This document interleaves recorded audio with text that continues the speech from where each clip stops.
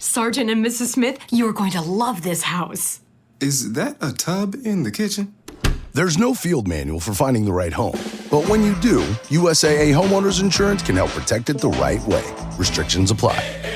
Every day when you log into ChumbaCasino.com, the ultimate online social casino, you get a free daily bonus. Imagine if you got daily bonuses in other parts of your life. I chose French fries over loaded French fries. I asked Stuart from accounting about his weekend, even though I don't care. I updated my operating system without having to call tech support. Collect your free daily bonus at ChumbaCasino.com now. And live the Chumba life. VGW Group. No purchase necessary. Void where prohibited by law. See terms and conditions. 18+. George Fitzgerald, welcome to the World of Martial Arts TV. Thank you so much for the interview time, and we'd love to talk to you about your martial arts journey. So, George, first of all, how did you get into martial arts? What inspired you to get into martial arts? Thanks, Andy. Thanks for this. People laugh when I tell them the real reason. The real reason, from the age of 4, I've been a Batman now. And I used to see Batman in the comics doing this weird stuff called karate, jiu-jitsu. So that was my earliest exposure to it. Plus I was brought up on Elvis Presley and things like that. And I used to see Elvis doing this strange karate moves. Yeah. So that was my real introduction to it. Then, of course, with the Kung Fu, and my dad had me boxing from about the age of 7. But in 1973, that famous year, I was 11, started seeing all the magazines, Kung Fu Monthly, Bruce Lee. Who's Bruce Lee? What's it? I start reading, I thought, wow, what is all this? And then, of course, the Kung Fu series was on telly with David Curry, and I thought, wow, look at this. And then at about the age of 12 or so, my father brought me to what they used to call the late night cinemas. And it was what they call an X movie. I was far too young to get in, but he said, we walked in, and it was to see Fist of Fury. That was my first Bruce Lee movie, first real martial. It changed my life forever.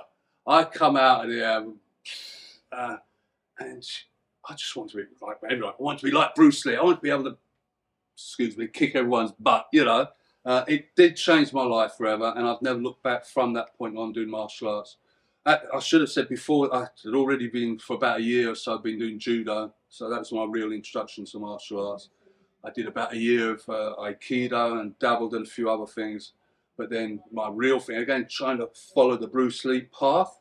In 1978, I began Wing Chun with Grandmaster Victor Khan, who was an original Yip Man student.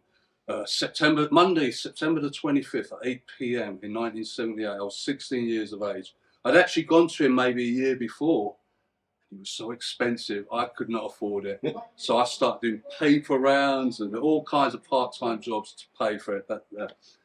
And I was like a kid in a sweet shop. I think, this man knew Bruce Lee. So supposedly he taught Bruce Lee the first part of Silam Tao.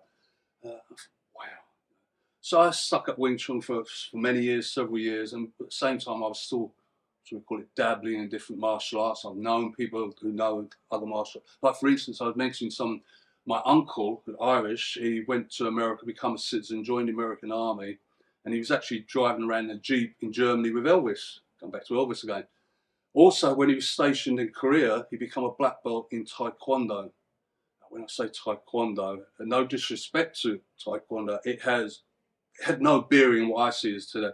He taught me it in an informal way, and it was brutal, and it was hardcore. So I was always doing things like that. Side note, my father, who was much bigger than me, was 6'2". He was known in certain circles as the bouncer. I know that term's been used by another famous martial artist, but it's even on my dad's headstone, the bouncer. So, and I won't go in on camera, I won't go into some of the things he was involved in, but he was involved in a lot of things. I felt I had a lot of things to live up to. I always joke, our bedtime stories were things like, for those who know, like the Alamo siege, you know? So I was, I don't care, there's 200, I don't care if there's thousands of you, bring it on, you know. So I was brought up with that attitude, and while I was thinking, I thought, I bet if I'm going to be like that, I best learn how to defend myself. So again, that's going back to one of the reasons why I wanted to do martial arts. And in no particular order, I kept following my dream, training where I could, doing what I could. And after I've been at it for several years, I always felt, because of my devotion to Bruce Lee and then Jeet Kune Do, I always felt when I opened my I used to teach for many years, for for instance, I used to exchange driving lessons with my instructor. He'd teach me to drive and I'd teach him martial arts. It worked that good. But I officially opened up my school in 1989. And although I wasn't certified in Jeet Kune Do at that time, I thought, well, I'm teaching JKD, but I'm not going to jump on the bandwagon, use his name, blah, blah, blah, blah.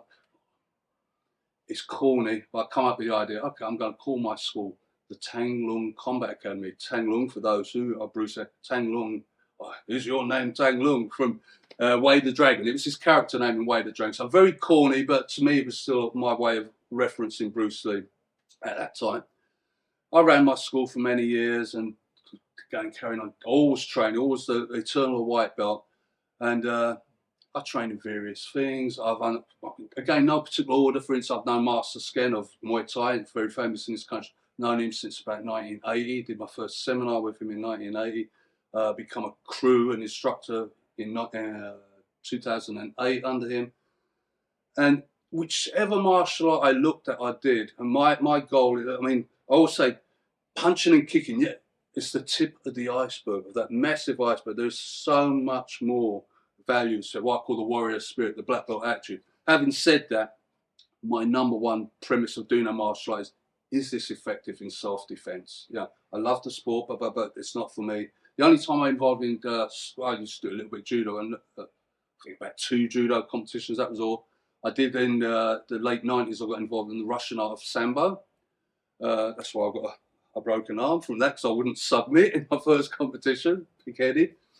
So I did that for several years and competed, and I was fortunate in 98 I did become the British champion or gold medal winner in my weight division at that time. I was a lot lighter then in Russian Sambo. So that's the only time I've really done sport martial arts.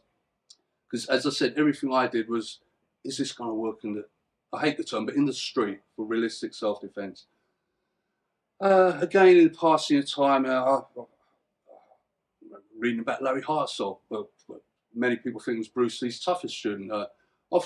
Reading about him, blah, blah, blah, blah. I trained with some other, I've done the original Dan in the Santo seminar with Bob Breen. I think it was, 1979, I was there and so on. I trained a seminar with James DeMille, another original student, Jesse Glover.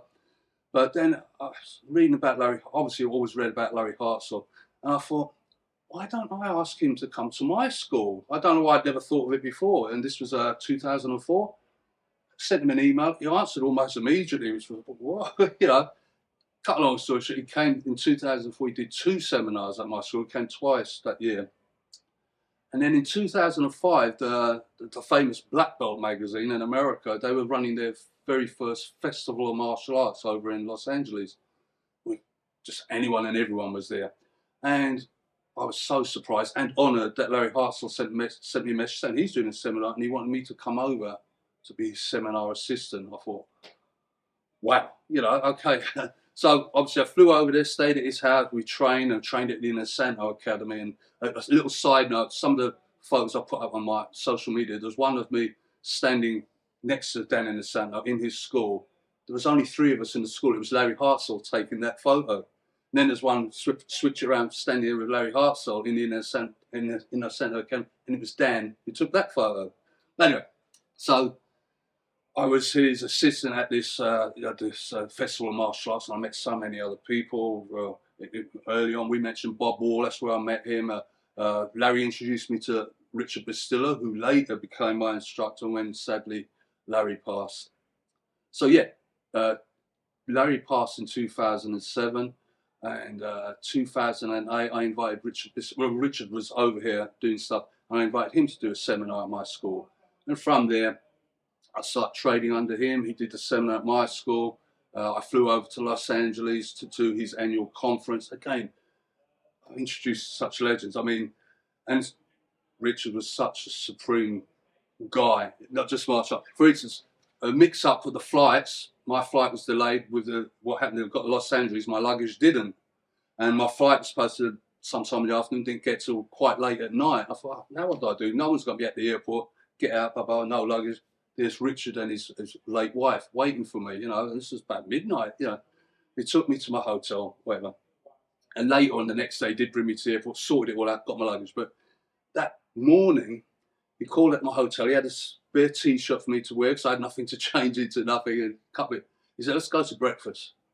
Went down to the car, opened up.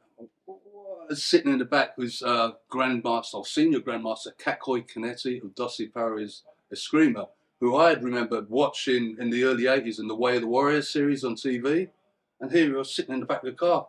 And the three of us went to breakfast, and I didn't take no photo. People say you've got some fantastic photos, and I have. I'm glad. They don't realise how many photos I missed for whatever reason, you know.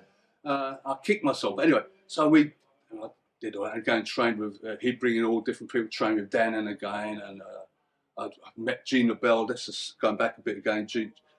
Shortly, Gina Bell, out of all the famous martial artists I met, once I met him in 2005, he was the only one who actually sent me a Christmas card every year until the last couple of years when he was in bad health.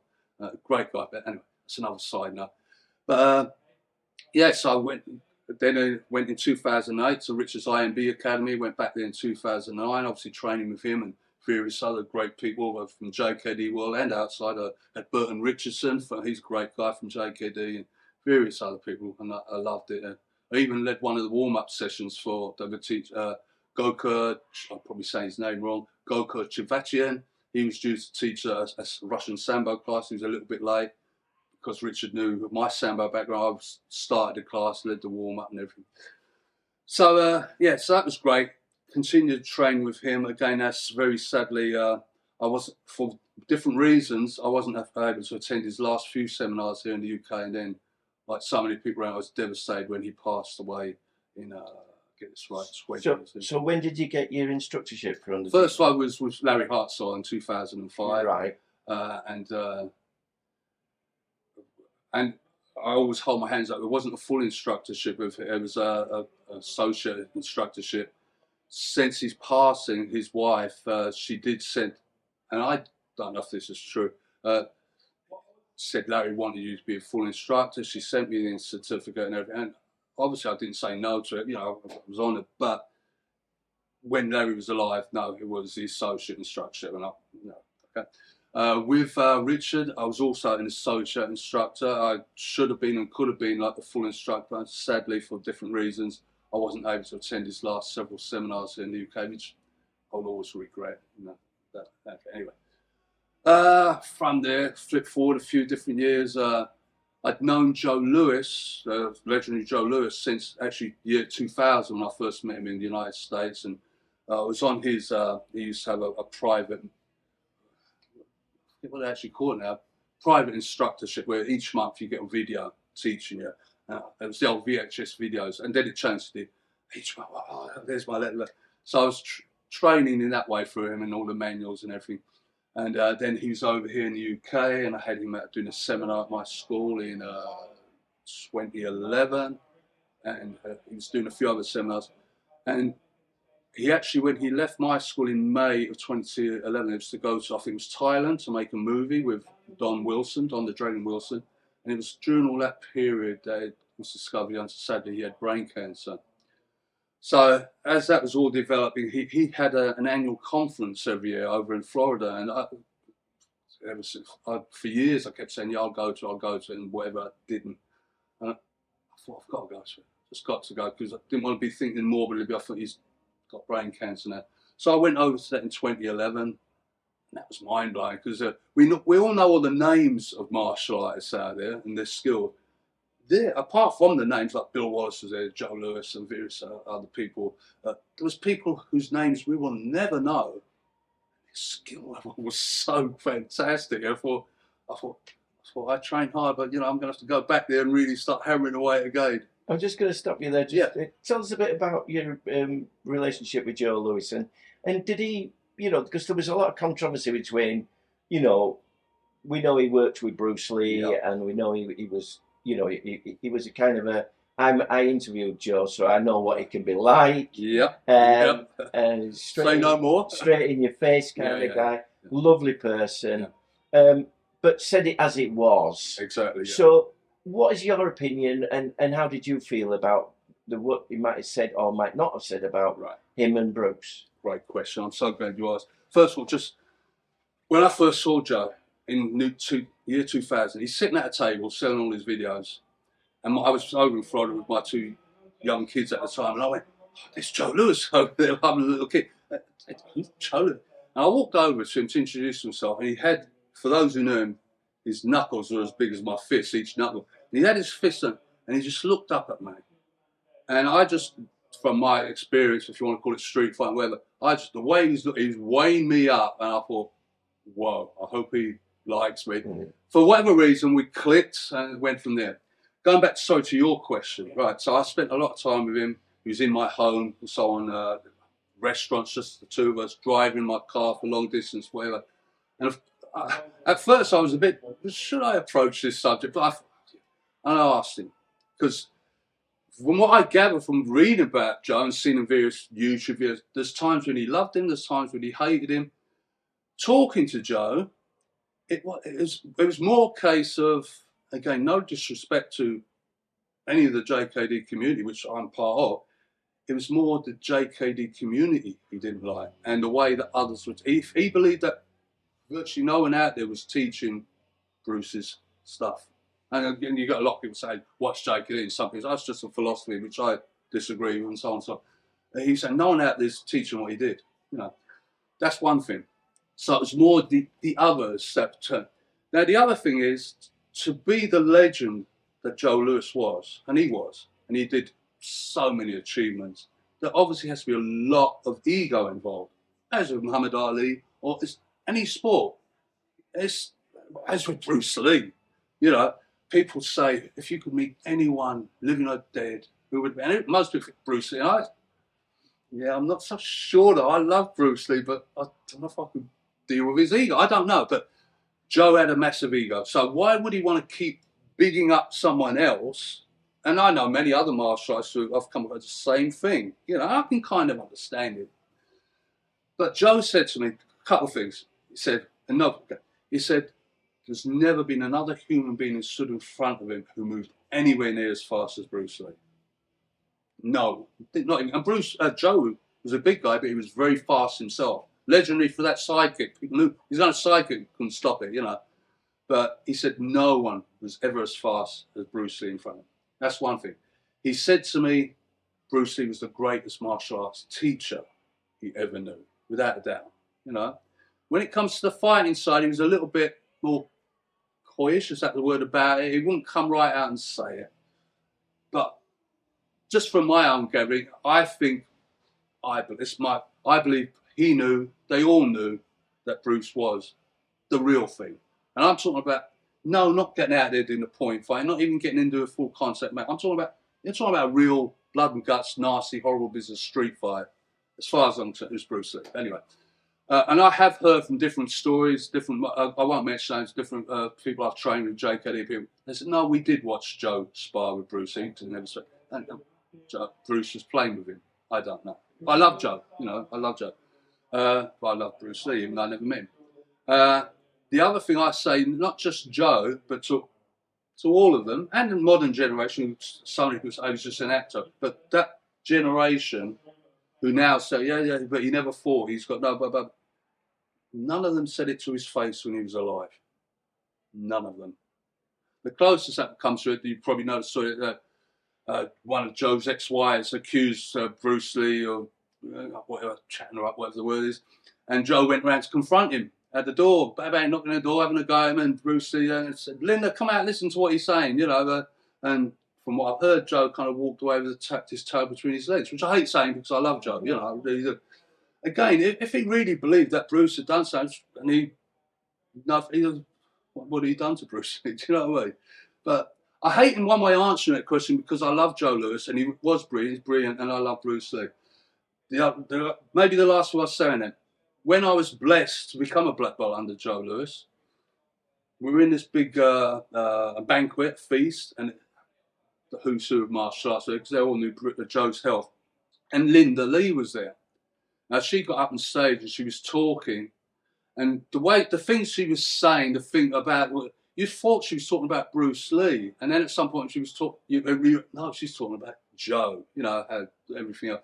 Now, Joe had his back to me, and he was 10 feet away from me or something like that, and he was sobbing his heart out. And all I can say, whatever he eventually thought of Bruce Lee as a fighter or anything, I know he loved Bruce Lee. So that's all that matters to me. Mm. His ego and his, as a martial artist, you have to have belief in yourself. Mm. He probably would think, no, I could beat Bruce. Of course I could. You have to, you know. But what's important to me is it was so obvious he loved Bruce Lee. Mm. Anyone who watches a video and you see him maybe putting him down a bit or that, he had his moods, as you know. But a lot of it is just he's tired of being asked about Bruce Lee when he had his own thing and so on and so on. But he loves Bruce Lee. Yeah. So, yeah. So, George, where are you at now with your martial arts now? You've been coming to these UK martial arts shows for some time now. Yeah. So, what draws you to them, and what's keeping you going in the martial arts now? Coming to the shows, I mean, meet so many great people. No, seriously, you meet great people. When I say old friends, we're not talking about age because we're youngsters, you know, but old friends and new friends. And of course, with this, still to me, new age of social media, it's really nice when I'm standing and someone comes up to me, and I'm sometimes bad with names, you know, and they say, I'm such a Facebook friend, so lovely to meet you in person. So all of that's lovely, the social side of it. The training side of it is, for a couple of years, I was teaching seminars, and last year, then I was partnering up with my good friend Sean Boland, and this year I was demoted to his assistant. And I loved it. I just love if I get any opportunity to talk to people about martial arts, or to obviously share techniques, or to watch other people's techniques. Now, with martial arts, I call myself the eternal white belt, and I always. Modesty is meant to be one of the things of martial arts. I always hate saying this, but I've got, it's on whatever people can say, I've got 16 black belts or equivalent rank. For instance, with Muay Thai, there's no black belts, but equivalent rank. Now, the only reason I say that is not because I'm one of the belt hunters, it's just because I love martial arts. And for instance, people say to me, well, why do you do all these different arts? You can't be a jack of all trades, a master of none. Well, no, that's JKD, which is not to pile on lots of things. I don't mean it in that way, but it's to be open. But to me, I always said, no, I'm not trying to be a jack of all trades. I'm trying to be a master of one trade. To me, that trade is called martial arts, not particular segments or families of martial arts. You know, I never want, although I started Wing Chun in '78, never want to be the best Wing Chun man in the world, the best Muay Thai man in the world. I just want to be the best martial artist I can be for me, so that then anyone I teach can help them to be the best martial artist they can be. Now, to do that, I'll be 62 this year. I know I've got to train in some ways harder than before, you know, to try and keep anything there. And I still train several hours a day, maybe 5 days a week instead of 6 and so on. And I just love it. And I like setting challenges for myself. Now, I've done all the arts I really want to do for the practicality, and some of them I definitely, if I do get higher grade, and fine, but I want to keep training. Like, talk to Master Sken this weekend, I'll keep saying, I want to go back and do more training with you. You know, whether there's raids involved, that doesn't matter, but to just train with him, get the rust out of the system, and if there's new techniques, great. But then through some of my American colleagues, through Joe Lewis, and now through Bill Wallace. By the way, Bill Wallace, a friend of mine, this was in 6 years ago, a friend of mine was going to, I've known Bill for years, through Joe Lewis and everything, and but a friend of mine over here in the UK was going to do a black belt test with Bill, and I went along to accompany him. You know, we got to a seminar, Bill, and we were very, very late, you know, and Bill was quite annoyed. Oh, and I went in first, so my friend, he said, you go, thanks, yeah. And he said, get changed. Me? Get changed, come out. And we start doing the warming up, and it just quickly dawned, oh my God, he's testing me. And I've never claimed to be a kicker as such, as, you know, I said I was in boxing before everything else. Yeah. Oh my God, you know, anyway, did his tests. Hardest thing I ever did. He used his left leg, I used my right leg. It was dropping off at the end. You know, somehow I scraped through that. But it also opened me up to, all right, it's not really my thing, but it's a great workout, it's great skills, and I still work on it. And then through that association, one of my best friends in America, a guy called Kenny Herrera, is one of the, I don't know the exact, but I think he's one of maybe a dozen people throughout the world who's a black belt directly under Joe Louis, Bill Wallace, and Chuck Norris. He's actually been voted one of Chuck Norris' top instructors a few times. And they've been talking to me for a few years. Oh, you should go for that as well. No disrespect, Chuck Norris. That's not my thing, like, you know. It's not my thing. But I met Chuck last year, as we were saying, at the Comic-Con, and certain things shifted in my mind. I always thought he never gave enough respect to Bruce Lee or whatever. But he was such a nice guy. And what with chatting to him and to his wife and to my friend Kenny, and I thought, all right, it's not my kind of thing. There's a lot of traditional stuff in it. So what? It's knowledge. It's another challenge. So actually had a private lesson in this room yesterday, showing me some of the basics, and I've kind of set my challenge now. Okay, next year, because he does a conference every year in July in Las Vegas. So my goal now is to hopefully go to Las Vegas next year and test for black belt under Chuck Norris. Wow. Yeah. And if I pass, you know, because it's not my thing, but I will work on it. Obviously, I will. You know, work hard on it. Then a bit of ego stepping in there. That will make me one of the few people in the world, three: Joe, Bill, and Chuck. Yeah. So, you know. Winding it up. Yes. 50 years on. 51. No, 50 years on this year. Right. We lost Bruce Lee. Of course, yeah. In 1973, we didn't get to really go in 1974, which is where it hit England. Yeah. You said you were influenced by Bruce, though you'd started martial arts before that. What do you think that keeps Bruce's image alive? What part of his legacy keeps him going? And, you know, everybody you speak to, especially now, their sort of introduction to martial arts or their drive to do martial arts has been Bruce. What do you think that was there that Bruce gave to us that has kept it going all these years? That's such a difficult question to answer, because I can't remember exactly what I thought after seeing Bruce Lee in Fist of Fury when I was 12 years of age. I just know the feeling. I knew I'm 12-year-old, and before that, my goal was to be a professional magician. I was always doing magic shows and everything. You know, that was it. You know, I'm going to be a professional magician. I come out of that cinema, and all I really remember, that's my path in life, to be Bruce Lee. So I can't explain how he made me feel like that. I just know he made me feel like that, as have so many other people. Yeah. Now, I must admit, it does make me both angry and sad that I see so much on the social media, the more modern age. Oh, he was just an actor. He was just an actor. Oh my God, you guys have got no idea.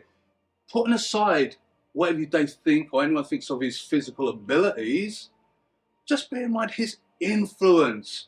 I don't think we would be having this show or any of the current movies. What they call Any Marvel. Any of the movies. You don't see a movie without martial arts. What was it before that?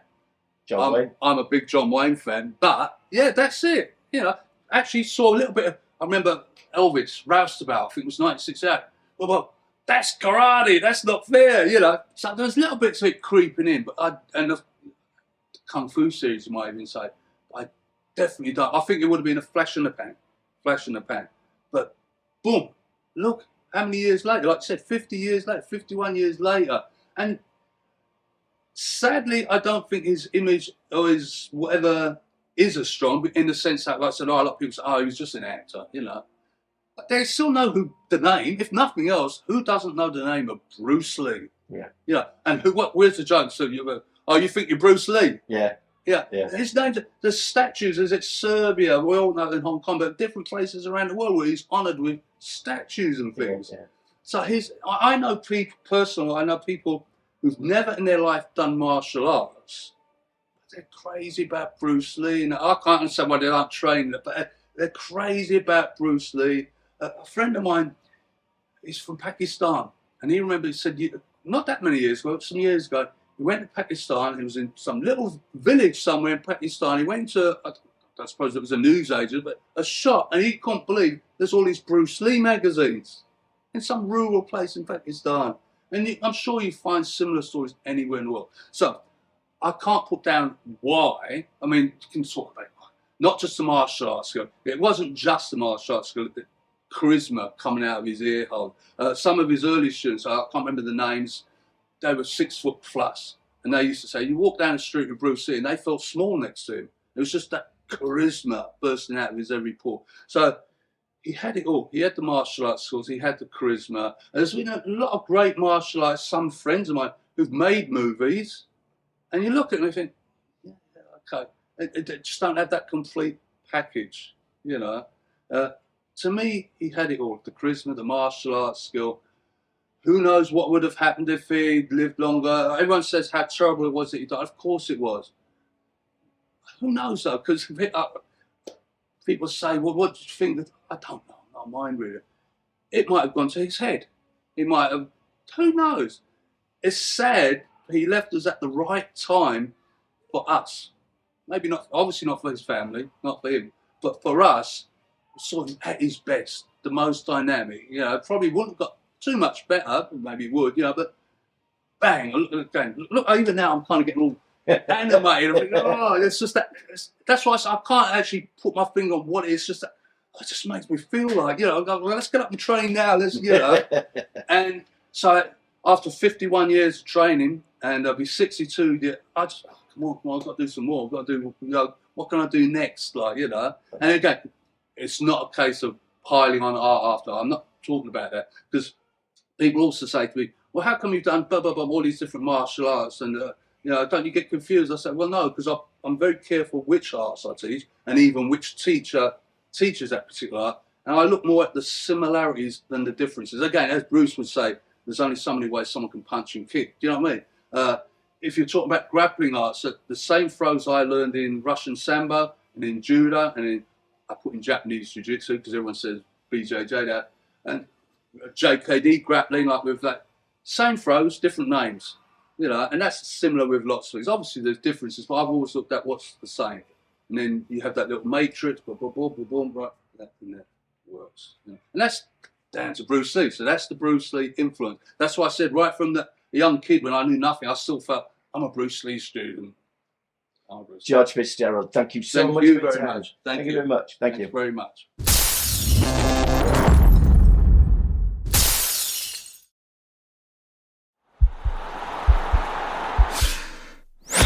This podcast is part of the Sports Social Podcast Network.